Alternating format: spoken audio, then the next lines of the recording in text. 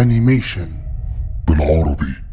الفيلم بيبدأ باحتفالية طيور مبهجة في غابات الأمازون، وبتنتهي بصدمة لما بلو الصغير بيتخطف من عشه مع باقي الطيور وبيتاخدوا بعيد عن البرازيل. بلو بيتحبس مع باقي الطيور وبيسافروا في طيارة من البرازيل لأمريكا لحد ما بيقع قفصه في مدينة تلج، وبتنقذه بنت صغيرة اسمها ليندا. بعد ما ليندا أنقذت بلو بتاخده بيتها، ومع الوقت بلو بيتعود على الحياة الجديدة والأمنة وبيشوف ليندا هي عيلته الوحيدة. بعد 15 سنة بلو عايش حياة مترتبة ومريحة في مينيسوتا في مكتبة ليندا، ومش بيعرف يطير خالص، وعشان كده هي بتقول عليه انه من الحيوانات الأليفة النادرة. فجأة بيدخل المحل دكتور توليو خبير الطيور البرازيلي، وبيقول لليندا ان بلو هو اخر ذكر من نوعه في العالم كله ولازم يسافر للبرازيل. ليندا بتتصدم من الفكرة وبترفض، وبتقول لتوليو ان بلو مش بيعرف يطير وده هنا مكانه، لكن توليو بيحاول يقنعها ان ده واجبه عشان يحافظ على النوع. ليندا بتوافق في النهاية انها تاخد بلو وتطير مع توليو للبرازيل عشان يقابل جويل، اخر انثى بغبغاء ازرق من نوعه. ليندا بتجهز شنطتها وبتاخد بلو، وفي اللحظة دي بيعرفوا ان في طيور نادرة بتتسحب وبيتم تهريبها من البرازيل لصالح نايجل البغبغاء الابيض الشرير. بلو وليندا وتوليو بيوصلوا الريو. بلو بيندهش من المنظر وبيتجهز عشان يقابل جويل في المركز الطبي للطيور. ليندا بتقابل جويل وهي محبوسة في قفص. جويل بتتصرف بعدوانية وبتهاجم بلو، وبلو بيحاول يتكلم معاها لكنها مش طايقاه. توليو بيصمم على فكرة ان بلو وجويل لازم يتربطوا ببعض بسلسلة حديد عشان ما تهربش، وده بيخلي ليندا متوترة جدا ورافضة. توليو بينجح انه يربط بلو وجويل بالسلسلة الطويلة دي، وبلو بيحاول يكلم جويل بس هي بترفض اي تواصل وبتتصرف بعنف واضح. ليندا بتطمن بلو بتقول له انها تسهر معاه طول الليل، بس توليو بيقنعها ان ده مش هينفع وهي لازم تمشي. بالليل واحد من المهربين اسمه مارسيل بينجح ان يدخل المركز الطبي بمساعدة البغبغاء الشرير نايجل اللي بيراقب الطيور. نايجل بيدخل قفص بلو وجويل وبيهاجمهم بعنف، وبيخطفهم المهرب مارسيل وبيشيلهم وهم مربوطين بالسلسلة. بلو وجويل بيصحوا هم في قفص حديد في مكان مظلم وغريب، وبلو بيحاول يفتح السلسلة بالمفتاح اللي معاه بس جويل بتشد القفص كله. بيظهر نايجل قدامهم وهو بيشرح خطته الشريرة عشان يسلمهم للمهربين.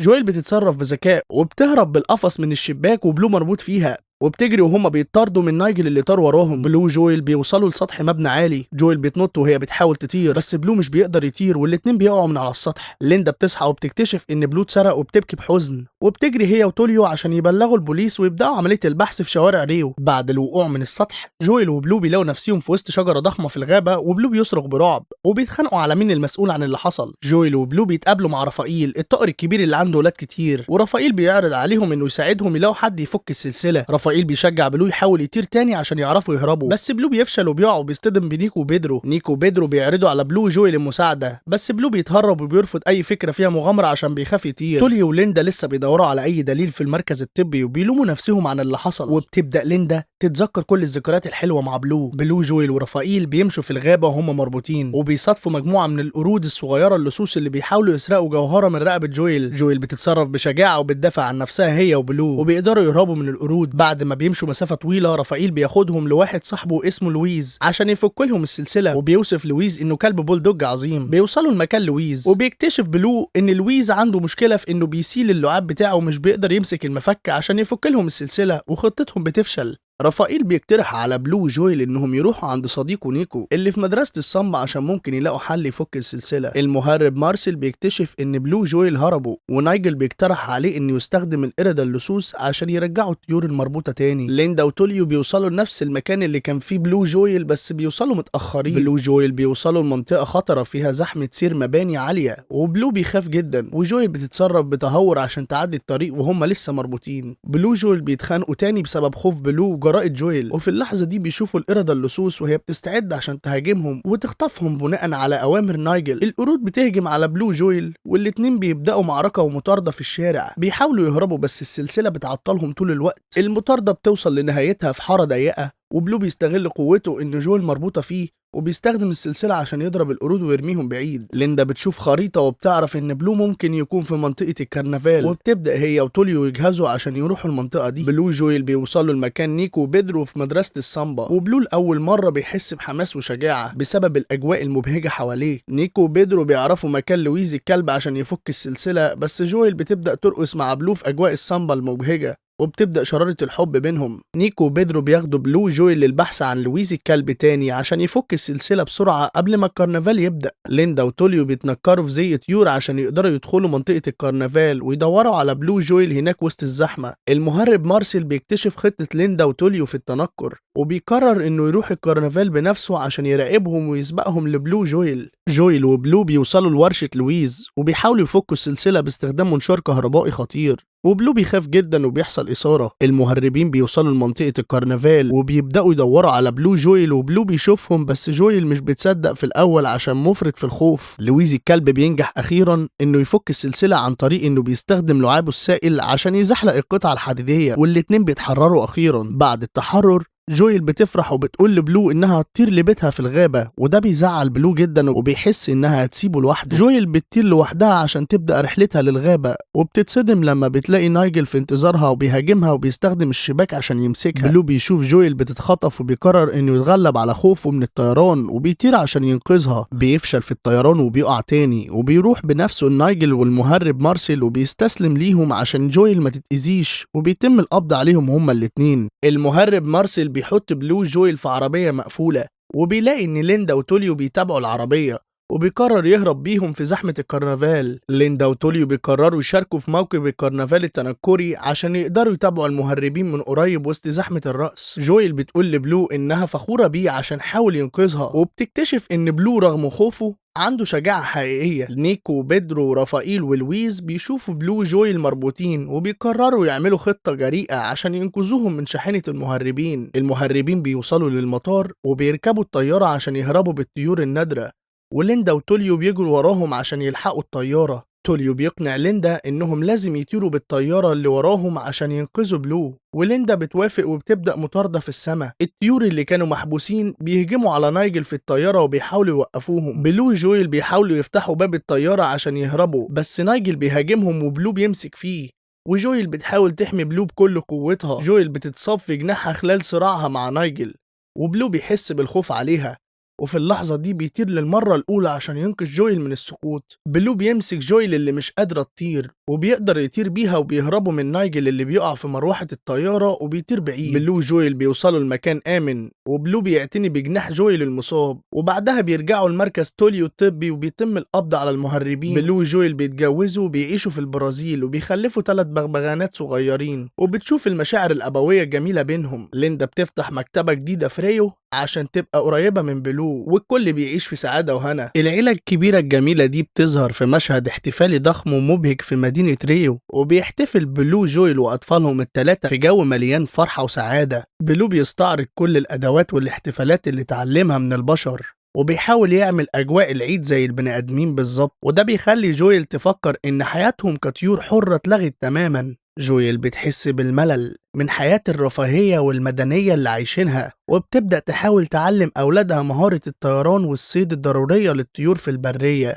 لكن ولادها بيواجهوا صعوبة في التأقلم. المشهد بينتقل لمكان تاني خالص، تحديدا في غابات الأمازون الكثيفة، وهناك بيظهر ليندا وتوليو أصحاب بلو، وهم بيدوروا على أي دليل لوجود طيور نادرة في المنطقة دي.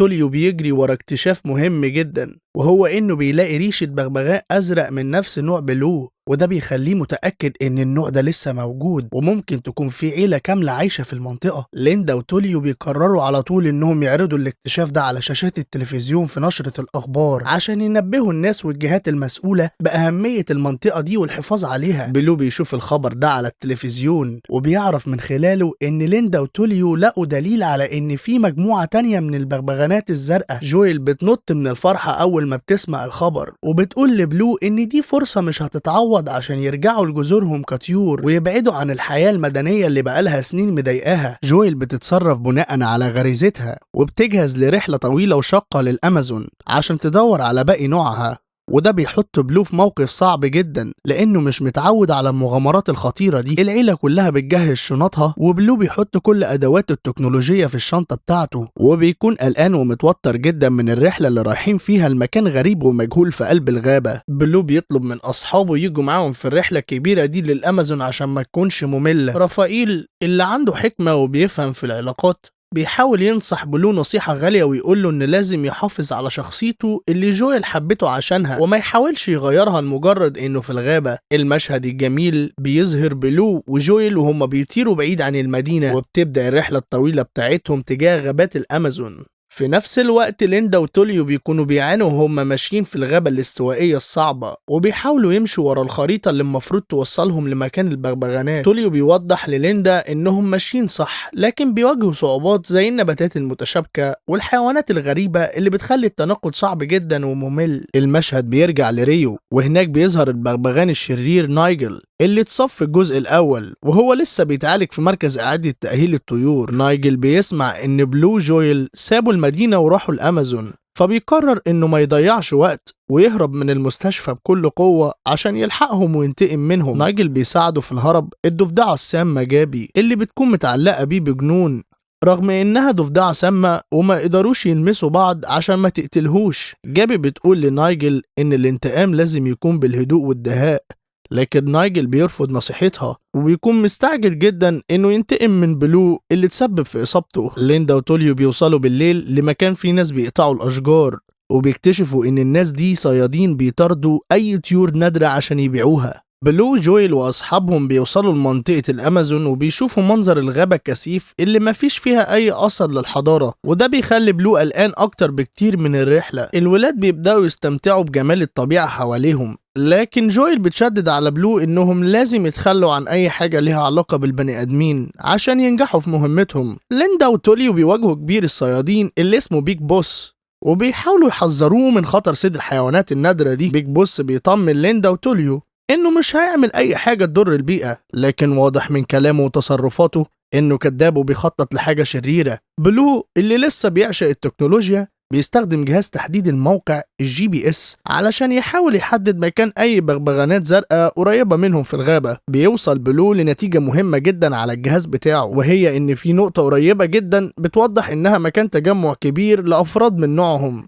المشاعر بتسيطر على جويل أول ما بتعرف الخبر وبتطير بسرعة في اتجاه النقطة دي. بلو بيحاول يطير ورا جويل لكنه مش بيقدر يواكب سرعتها، وبتبدأ تظهر عليه علامات الإحباط لأنه حاسس إنه مش زيها كطائر أصيل. فجأة بيسمع بلو صوت حد بيغني، وبيلاقي إنه نايجل الشرير اللي كان مستخبي ورا الشجر هو والضفدعة جابي ورايحين وراهم عشان ينتقموا. بلو بيحاول يستخبى عشان نايجل ما ياخدش باله منه، لكن نايجل بيكون متحمس للانتقام وبيبدأ يدور عليه بالاستعانة بمساعدة جابي. نايجل بيلف حوالين المكان اللي بلو مستخبي فيه وبيسخر منه وبيقول له انت ضعيف ومش هتقدر تحمي عيلتك في الغابة. في نفس الوقت ده جويل بتوصل لمكان النقطة اللي في الجهاز، وبتتفاجئ انها بتلاقي عيلة كاملة من البغبغانات الزرقاء. جويل بتحس بسعادة كبيرة أول ما بتشوفهم وبتطير معاهم بحرية في وسط الشجر، وبتكون دي هي اللحظة اللي كانت بتحلم بيها طول حياتها. فجأة بيظهر طائر بغبغان أزرق قوي وضخم اسمه إدوارد، وهو بيكون أبو جويل اللي ما كانتش شافته بقالها سنين طويلة. بتحصل لحظة لقاء عاطفية بين جويل وإدوارد، وجويل بتشرح لأبوها إنها كانت فاكرة إن كل البغبغانات الزرقاء انقرضت وما بقاش في غيرها هي وبلو. إدوارد بياخد جويل وبيعرفها على باقي القطيع الكبير، وبيشرح لها قوانين الغابة وإزاي إنهم عايشين في سرية تامة وممنوع الاختلاط بالبشر. بلو بيظهر أخيرا وهو قلقان وبيجري ورا جويل، لكنه بيتصدم أول ما بيشوف العدد الكبير من البغبغانات ده وبيخاف إنهم ما يعرفوش يتقبلوه. إدوارد بيبص على بلو باستغراب ودهشة، وبيتفاجئ إن بلو مش متعود على الحياة في الغابة ولسه بيستخدم أدوات البني آدمين زي شنطة الفاني باك اللي لابسها. جويل بتدخل وبتعرف بلو على إدوارد كأب ليها، وبتقول لباباها إن بلو هو زوجها وأبو أولادها، وده بيخلي إدوارد مش مستريح خالص. إدوارد بيقرر إنه يرحب ببلو في القطيع، لكنه بيحط له شروط إن بلو لازم يتخلى عن كل حاجة ليها علاقة بالبني آدمين عشان يبقى منهم.